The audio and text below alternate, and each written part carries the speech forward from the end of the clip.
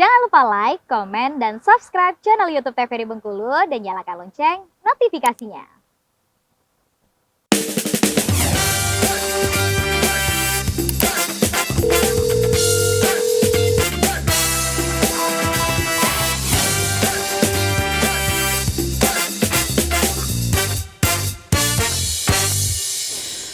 Baik, terima kasih pemirsa, masih di Dokter Kita TVRI Bengkulu bersama Kita Sehat, dan kita ada di segmen terakhir tentunya untuk di Dokter Kita TVRI Bengkulu untuk kesempatan hari ini. Kita masih berbincang mengenai yang namanya gangguan kecemasan bersama dengan Dokter Reni dan juga Dokter Putri. Nah, untuk kita ke Dokter Reni dulu nih. Gangguan kecemasan bisa sembuh nggak sih, Dok? Gangguan kecemasan Iya. bisa. Kalau pasiennya mau bisa pasti Oh, sembuh. bisa, pasti Bisa. sembuh, 100% sembuh. Bisa. Oh, bisa ya. Ini bisa bilang gangguan kecemasan itu bisa sembuh karena kan gangguan kecemasan itu sebenarnya kecemasan yang terjadi pada diri kita karena kita nggak bisa ngelolahnya aja kan. Memang dia berlangsungnya memang agak lama tapi butuh proses. Kalau dibilang Oke. bisa sembuh kok. Asalkan mau untuk sembuh. Oh, Karena kalau pasiennya mau, pengobatannya mau, terapi kognitif pun jalan.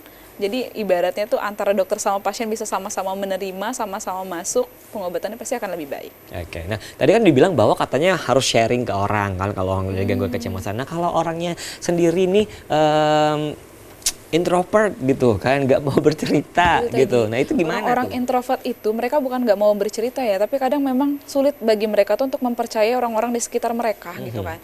Nah, untuk kita sendiri jadi teman mereka aja susah kan, apalagi nih, keluarga aja susah, Iya. apalagi kita untuk masuk. Jadi yang memang dibutuhkan oleh mereka itu adalah psikolog atau psikiater yang memang mempelajari lebih dalam lagi mengenai kejiwaan dan tahu teknik-tekniknya gimana untuk bisa masuk ke orang tersebut. Jadi kita boleh menyarankan, kembali lagi balik ke personalnya masing-masing ya. Kalau dianya mau, ya pasti dianya akan melakukan pengobatan. Tapi kalau dirinya aja masih menolak, itu nggak bisa juga kita tekan. Karena semakin ditekan, akan masuk lagi nih permasalahan baru ke pasien ini. Oke, nah kita ke dokter Reni. Kalau tadi dokter Putri, kalau dokter Reni bilang bahwa pasien gangguan kecemasan ini bisa sembuh. Nah, kalau dokter Reni itu bisa ngulang lagi nggak sih? Bisa kambuh lagi nggak sih ini penyakit gitu loh? Ya, kita tuh nggak bisa seperti yang saya sampaikan tadi ya, kita tuh nggak akan bisa menghapus rasa cemas. Di dunia ini kita nggak akan cemas sepanjang hidup, nggak akan cemas, itu tidak mungkin karena itu adalah naluri ya, cemas itu. Jadi apakah dia bisa kambuh kembali? Bisa. Oh, bisa. Tergantung lagi dengan pemicunya. Mungkin nanti ada lagi yang bikin dia merasa masalah yang tidak selesai tadi, atau mungkin merasa dia kecil hati atau merasa rendah diri tadi, ada lagi pemicunya. Bisa lagi untuk terkena lagi penyakit dengan gangguan kecemasan tadi. Tapi itu ya, apabila pasien seperti yang dokter Reni bilang, kalau misalnya pasiennya komit untuk bisa sembuh nih, komit untuk aku bisa memperbaiki kondisi ini, Iya. ya bisa. Itu ada kemungkinan untuk bisa sembuh.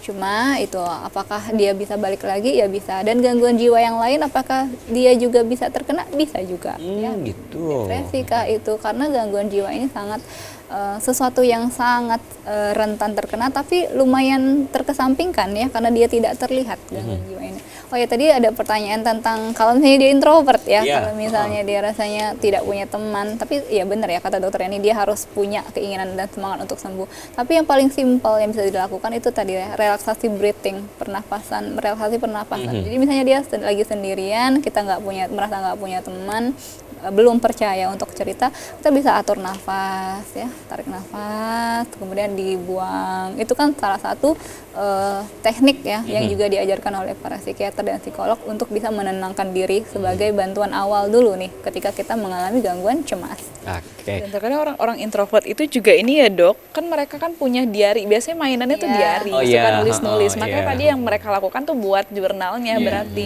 jadi buat pokok permasalahan mereka, apa hal yang bisa mereka lakukan untuk mengatasi hal tersebut. Zaman dulu banget diary ya, dokter. Iya, zaman dulu banget kan biasanya orang introvert itu suka Iya. menuliskan sesuatu apapun kan terhadap Karena dia nggak suka cerita, makanya dia tulis ya kan, iya, benar. semua hal-hal kejadiannya itu sendiri. Nah, kalau untuk terakhir nih kan, kita ada di segmen terakhir tentunya untuk dokter kita TVRI Bengkulu nih.